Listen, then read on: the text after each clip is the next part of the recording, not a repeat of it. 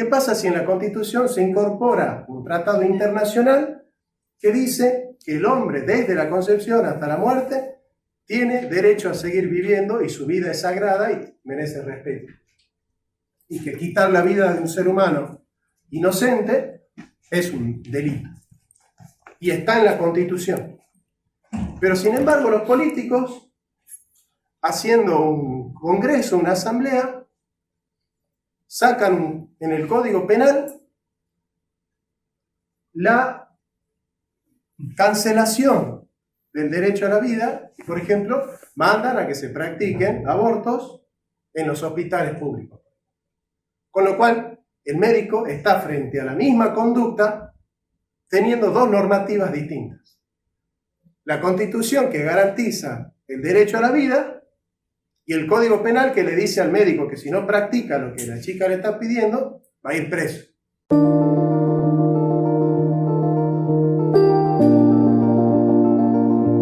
La filosofía está hecha para conocer la verdad, pero no una verdad que cierra, sino una que abre caminos. Si todos piensan lo mismo, es porque nadie está pensando. La verdad no es una cosa que se tiene, es un camino que se transita. Siempre digo que un trabajo esencial en la filosofía es la preparatio veritatis, la preparación para la verdad. Y no todos están preparados para conocer esa verdad.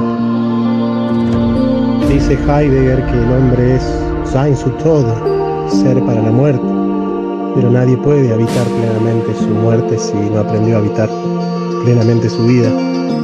Somos seres para la vida.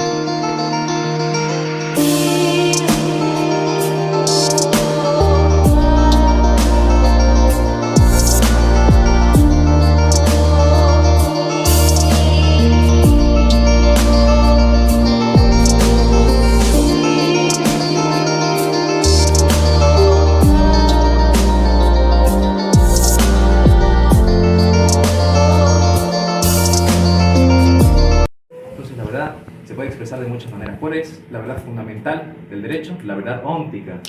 La verdad óntica es aquella que es. No necesita de un sujeto que lo reconozca. ¿O acaso la silla es silla porque yo la conozco? No. Yo antes de que nazca la silla era silla. Entonces esa es la verdad óntica fundamental.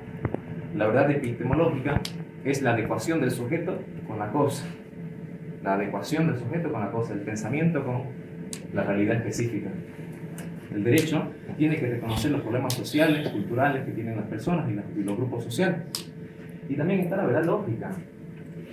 La verdad lógica, y aquí me detengo y bueno, aquí acabo, que es aquella en la cual se operativiza un proceso penal. Vieron que en proceso penal, por ejemplo, un abogado, puede variar un poco el término, no sé si se maneja así, ¿no? Pero en Bolivia me lo enseñaban así. Un abogado, en su mente, bueno, su cabeza la tiene configurada así. Norma sustantiva, norma adjetiva. La norma sustantiva es la ley específica, ¿no? El código, en un proceso penal, el código penal, en un proceso tributario, el código tributario, y la adjetiva, que es el procedimiento penal, procedimiento tributario, etc. Entonces toma la ley y busca cómo aplicarla. Pero les pregunto, ¿allí hay algún tipo de juicio moral por parte del juez a la hora de aplicar el derecho? No dice, mira, malísima esta ley, no puede hacer eso. ¿Quiénes pueden hacerla? El legislador. El legislador es el que crea la ley, el que delibera hacia el futuro. Por lo tanto, dicho futuro suplanta el pasado, que es el presente nuestro, y puede cambiar la norma, porque juzga a la sociedad en otra clave, en otro tipo de verdad. Entonces, la verdad lógica es aquella mediante la cual nosotros le damos validez a un procedimiento, ¿no? Y en el derecho, la filosofía del derecho, se utilizan dos principios. Está el principio de congruencia normativa,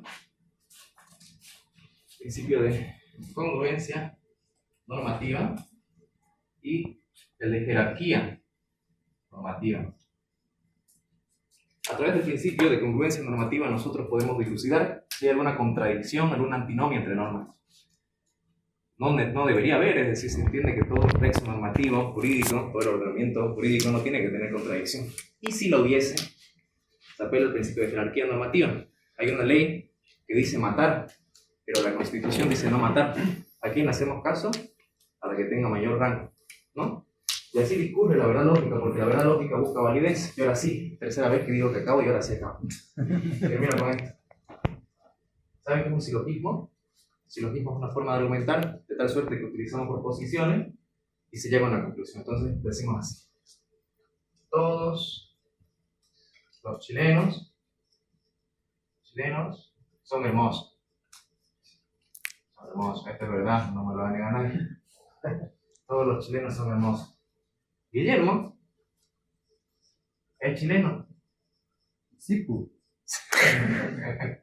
¿Cuál es la conclusión? Guillermo es hermoso. Guillermo es hermoso. No uses la clase para dar mensajes. Guille es hermoso. De suerte nos salió que la conclusión es verdadera, ¿no? Pero esta premisa no es cierta, Guille no es chileno. Entonces la verdad lógica no supone necesariamente los otros tipos de verdad, ni la epistemológica, ni necesariamente la óntica, que es el reconocimiento. Entonces, este es el procedimiento a través del cual la ley discurre. El juez tiene ciertas prerrogativas, y una de sus prerrogativas no es el cambiar la naturaleza de la ley, sino el de aplicarla. Creo que en Estados Unidos es distinto, ¿no? Porque hay algunos jueces que sí pueden sentar jurisprudencia, cambiarlo, pero generalmente en Sudamérica el juez solo se puede valer de la validez. Y ustedes han hecho algo muy importante ayer.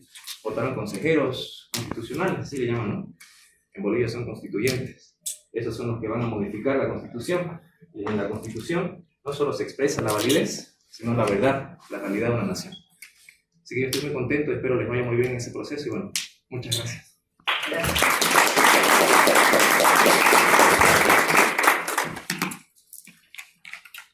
Bueno, fantástico, Marquito. Pilar, ¿hasta qué hora tenemos? Sí. Es un tal cosa. Hasta una hora y 5 más. Sí, tal cosa. Vale. Así yo no tomo mucho tiempo, lo dejamos a Jonathan que pueda dar la clase magistral completa. Y si le voy a pedir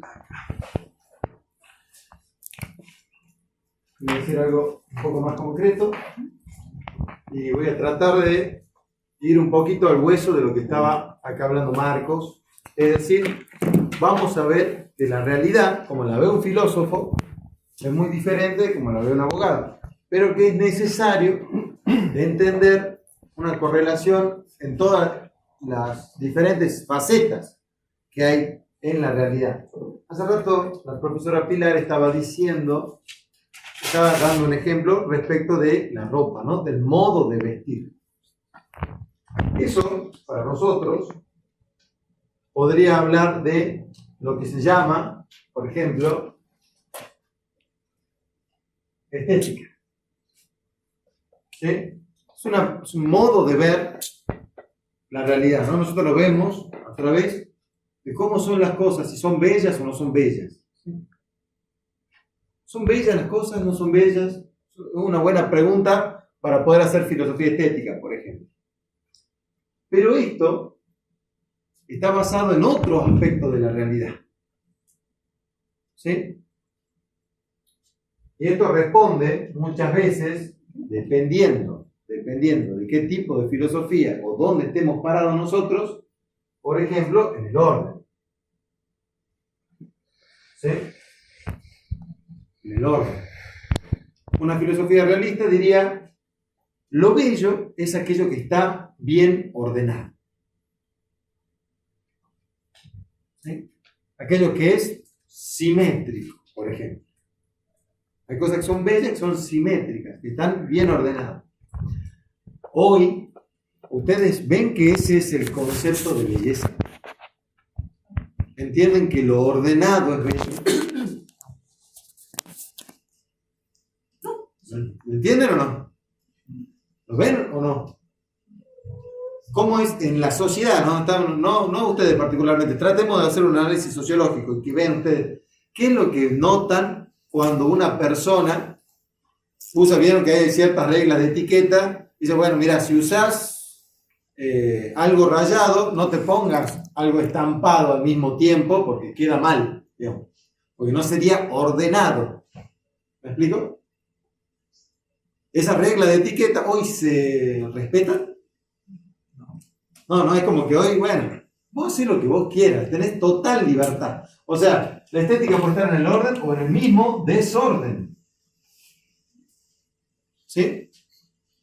Perfectamente. Hoy vivimos una estética del desorden. Mientras más desordenado, mejor. Podríamos decir así. Pero esta estética se vincula con otras ramas de la filosofía, donde podríamos decir la mayor de todas es lo que le vamos a decir ahora, metafísica. ¿Sí? ¿Alguien alguna vez escuchó la palabra metafísica? ¿Qué te parece que significa metafísica? ¿Qué te viene a la Lo que cabeza? está por sobre lo físico. Lo que está por sobre lo físico. Muy bien. Más allá significa meta, ¿sí? Metafísica, más allá de lo físico. Es decir, ¿y qué es lo que está más allá de lo físico? ¿Se puede hablar de algo más allá de lo físico? Como la idea. Muy bien, la idea, La ética. la ética. Muy bien. ¿Qué más? Y por ejemplo, en el hombre, vamos a hablar de antropología. ¿Qué significa antropología? El logía, ¿no? Logos, estudio, discurso. ¿Qué es? Logos y antropos. ¿Qué significa antropos? Estudio la persona. Hombre, bien. ¿Sí? El estudio de la persona, del ser humano. Entonces, la antropología se conecta con la estética, se conecta con la metafísica. No son realidades diferentes a pesar de que nosotros las sectorizamos para poder estudiarlas. Y en función de la relación que yo tenga con mi metafísica, voy a tener una relación con la antropología y voy a tener una relación con la estética. Aquello que es metafísico en el hombre, ¿qué es?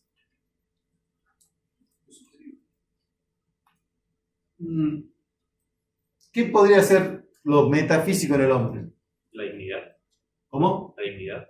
La dignidad. Pero esos son conceptos. ¿Qué es lo metafísico en el hombre? ¿Cómo está compuesto el hombre? Sustancia. Es una sustancia Racionalmente individual. racional, individual, muy bien. Es una sustancia individual de naturaleza racional. Eso es una definición clásica, ¿no? Muy bien. Ahora, eso racional, ¿de dónde viene? ¿Es físico o metafísico? Lo racional, ¿es físico o metafísico? ¿Ah? Racionalidad, Sí. yo lo asociaría más a la antropología. Está bien, pero ¿es físico o metafísico? Es En el hombre. totalmente metafísico. Es totalmente metafísico. Muy bien, porque hoy hay corrientes que te dicen que no, ¿eh? Hoy vos vas a tener corrientes donde te dicen, no, eso es cableado cerebral, punto. O sea, yo te toco el cerebro y ya pensás de otra manera. Algo así piensa de esa persona, no es broma.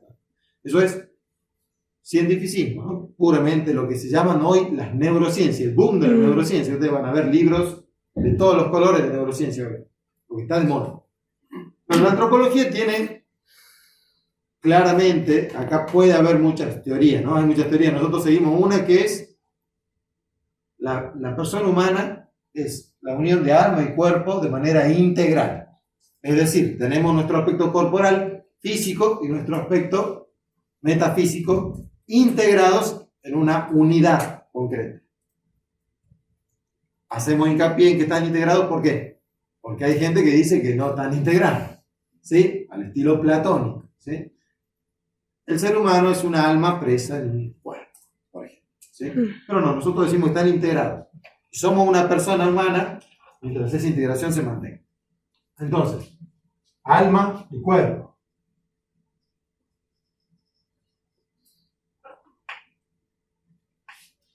Pero también hay otra antropología, por ejemplo, que desecha el alma y solamente nos da el cuerpo. Por ejemplo. ¿Sí? Y si esto es solamente cuerpo, nosotros prescindimos de otras categorías.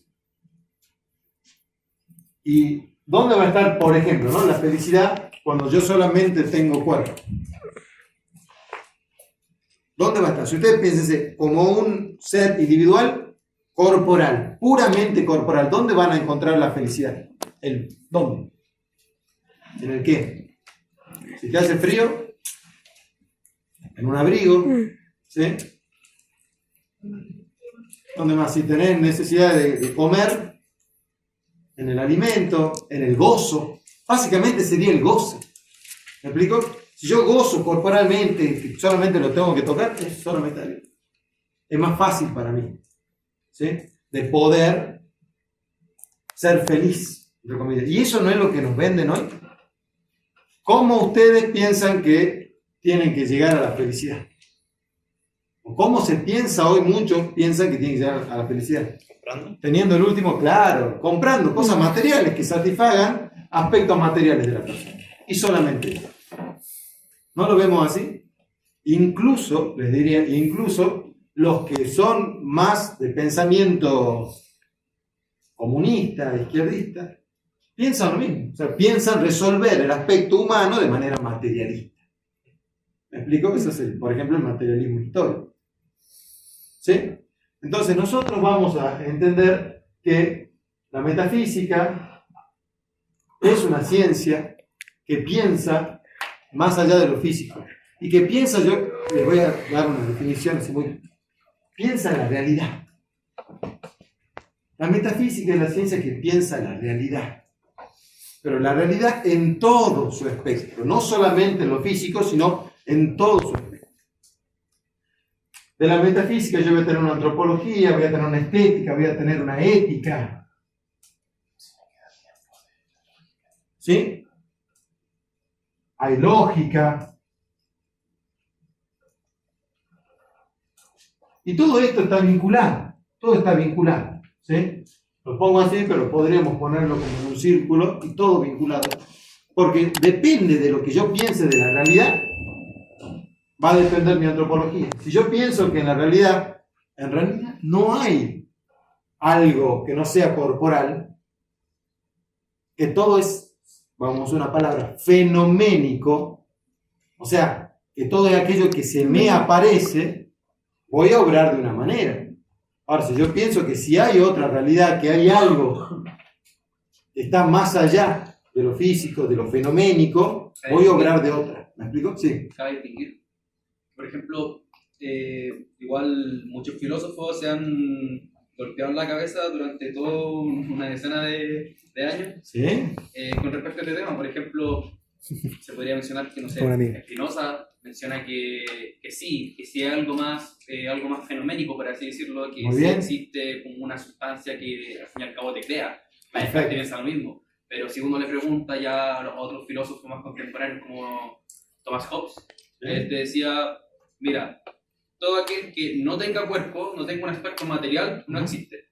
Yo me puedo imaginar en mi mente cómo sería un unicornio, Perfecto. pero si ese unicornio no ocupa un lugar o espacio en el universo, no existe, simplemente. Sí, claro. Por eso no encuentro que cabe distinguir. O sea, yo personalmente me voy con la teoría de Hobbes, pero de todas formas no descarto otro aspecto ya más metafísico, porque Hobbes se apega a la materialidad de la cosa, no a un aspecto metafísico.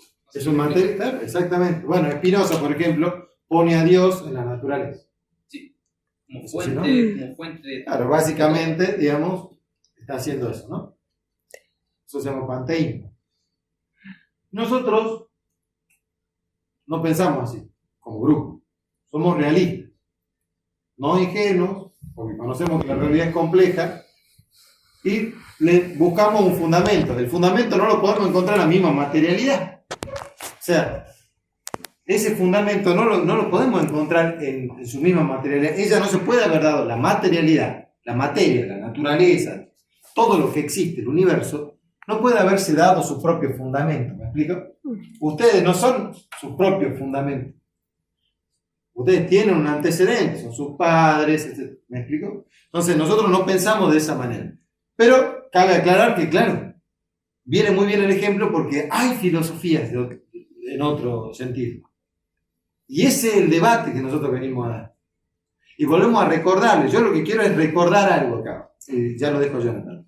Quiero recordarles que hay la metafísica, la antropología, la epistemología, que es la teoría del conocimiento, podríamos poner acá, ¿sí?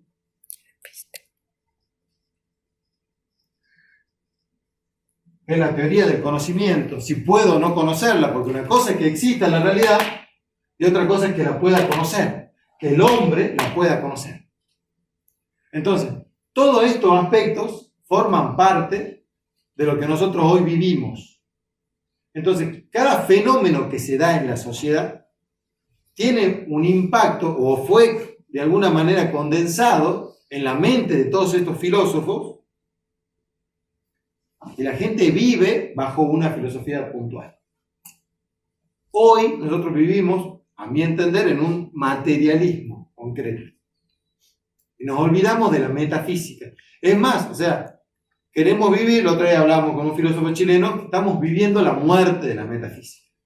Pero claro, cuando yo pienso en la metafísica y pienso en la realidad, me pongo a pensar, ¿podemos eliminar, matar la realidad? ¿Es posible? Entonces, el derecho se mueve en todas estas órbitas. Tiene su aspecto lógico, su aspecto ético, su aspecto estético, inclusive epistemológico, antropológico y metafísico. Por eso es importante entender, ustedes que estudian derecho, que la realidad es más compleja que estudiar un código civil y comercial, un código penal. Que todo eso tiene una fuente y que si ustedes no van a la fuente del derecho y agarran 2 o 3 tomos de filosofía del derecho, es muy difícil que puedan entender realmente su profesión. Pueden practicarla perfectamente, pueden ser perfectamente procesólogos, ¿no? Gente que gana en los procesos, ¿no? Porque hay gente que es así, gana el juicio con el proceso. Te lo patea, prescribió, listo, ya está. Pasa, en Argentina pasa un montón. Entonces nosotros tenemos que pensar qué queremos del derecho y qué tipo de abogados queremos ser. Yo les presento un esquema muy rápido, no tenemos mucho más tiempo, pero es un esquema muy rápido para que ustedes piensen que la filosofía se encarga de estos temas y que todos estos temas tienen impacto en el derecho. Sí, bueno, ahora lo dejamos con el profesor Ramos para que puedan tener una excelente clase. Muchas gracias.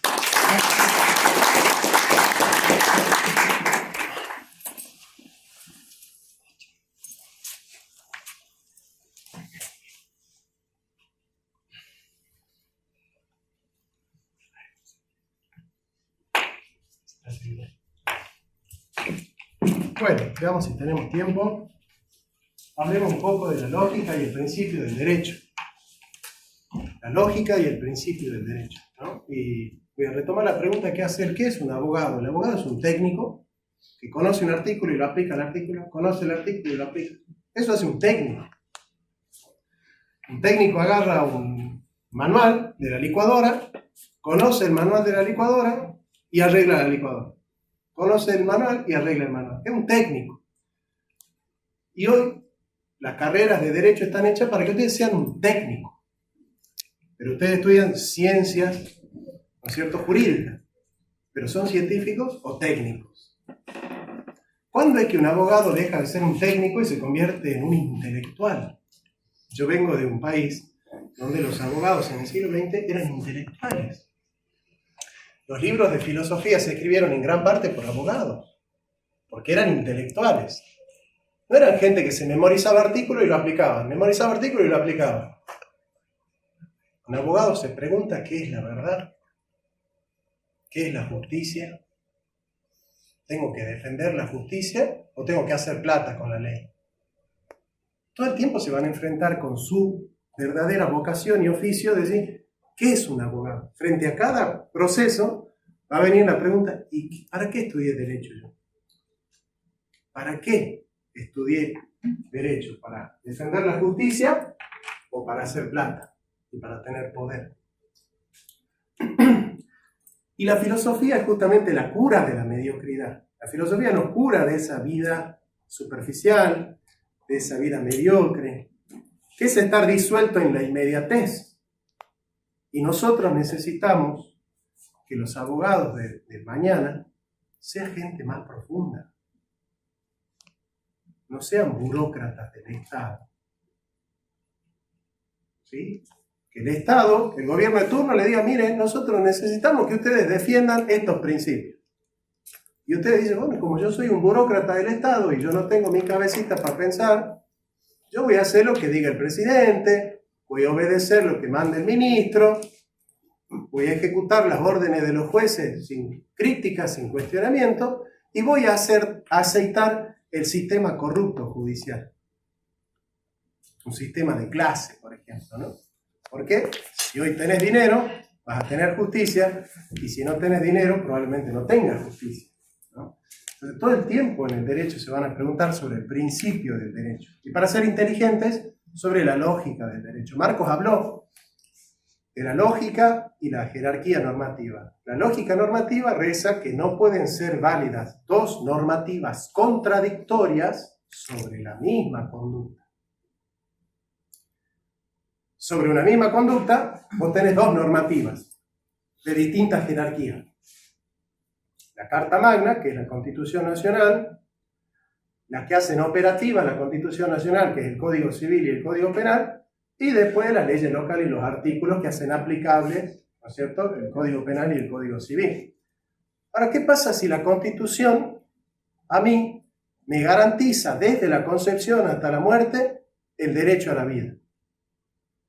¿Qué pasa si en la Constitución se incorpora un tratado internacional que dice que el hombre desde la concepción hasta la muerte tiene derecho a seguir viviendo y su vida es sagrada y merece respeto?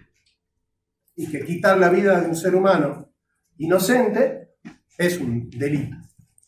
Y está en la Constitución. Pero sin embargo los políticos, haciendo un congreso, una asamblea, sacan en el Código Penal la cancelación del derecho a la vida y, por ejemplo, mandan a que se practiquen abortos en los hospitales públicos. Con lo cual, el médico está frente a la misma conducta teniendo dos normativas distintas. La Constitución, que garantiza el derecho a la vida, y el Código Penal, que le dice al médico que si no practica lo que la chica le está pidiendo, va a ir preso. Pero la conducta es una sola. Sin embargo, tengo dos principios. ¿Qué hago? Se rompe el derecho. Cuando se viola la normativa, se rompe el derecho. Por eso en Argentina tenemos a un constitucionalista del Partido Obrero que dice: yo estoy a favor del aborto, pero la Constitución argentina me lo prohíbe. Entonces, hagamos una asamblea constituyente y reformemos la Constitución. Ahora, si yo hago en el Código Penal una ley que en la conducta dice sí abortar y la Constitución dice que la vida es sagrada, y la verdad que vivimos en una inseguridad jurídica. ¿Cuándo es que hay una inseguridad jurídica? Cuando hay normativas contradictorias sobre la misma conducta. ¿Se dan cuenta? Para eso se aplica la jerarquía normativa. Es decir, si hay dos normativas contradictorias, siempre debe primar la de mayor jerarquía.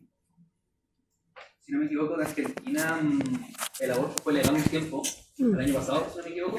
Es legal. Y ¿es legal todavía? Si no me equivoco, hubieron unas causas, no me acuerdo muy bien, lo leí súper por encima, había unas causas de la Cámara de Apelaciones que estaba como intuyendo de que esto podría ser inconstitucional en este caso. Es inconstitucional. Pero en Argentina no... Todavía no fue a la Cámara Constitucional, en caso. Se siguen practicando. En la provincia donde yo vivo, en los hospitales públicos, se practican 300 abortos por mes. Abortos que mujeres tienen 8 meses de embarazo. De hecho, en no sé qué departamento de Salta, nació una niña. Nació una niña. Y la madre dijo: yo no quiero ser mamá, no quería ser mamá. Y la médica practicó un aborto, matándola a la chiquita que nació. La puso en una bolsa, cerró la bolsa. Ahí anda caminando por la calle la médica. Porque es un derecho. Todo el tiempo se van a enfrentar ustedes con la pregunta: ¿qué es el derecho? ¿Qué es el hombre? No sean burócratas. Piensen qué es el derecho, qué es el hombre, qué es la justicia. Ustedes siempre se van a enfrentar: ¿soy un técnico o soy un intelectual? ¿Soy un intelectual, un profesional, un científico del derecho? ¿Me pregunto sobre los temas de fondo de las cuestiones? ¿O simplemente yo tomo lo que dice el artículo y lo aplico? Tomo lo que dice el artículo y lo aplico. No sean lacayos de la política, sean gestores de la política. Ustedes tienen que ser los intelectuales, porque si ustedes no conocen la justicia, no le van a pedir a los políticos que conozcan la justicia. Veamos un poco de lógica. Aristóteles desarrolla 4 tipos de juicios. Juicio es una afirmación propositiva acerca de un predicado sobre un sujeto. Une sujeto y predicado.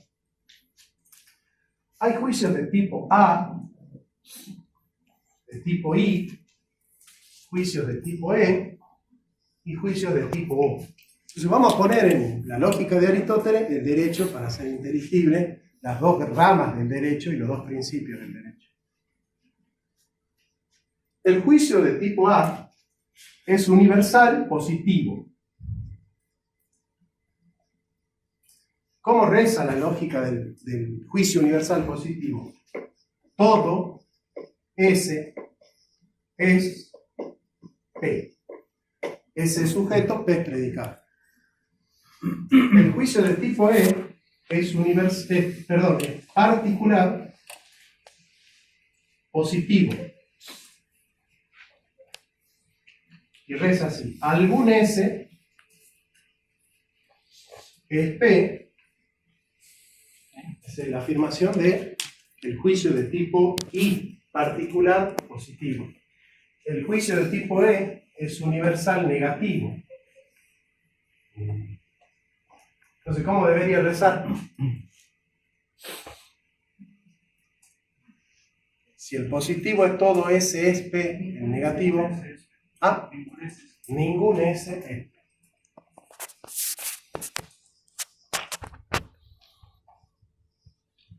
Y el particular negativo, ¿cómo sería? ¿Para acá o no? Algún S no es P, ¿sí? Tenemos los 4 tipos de juicios que hay en Aristóteles.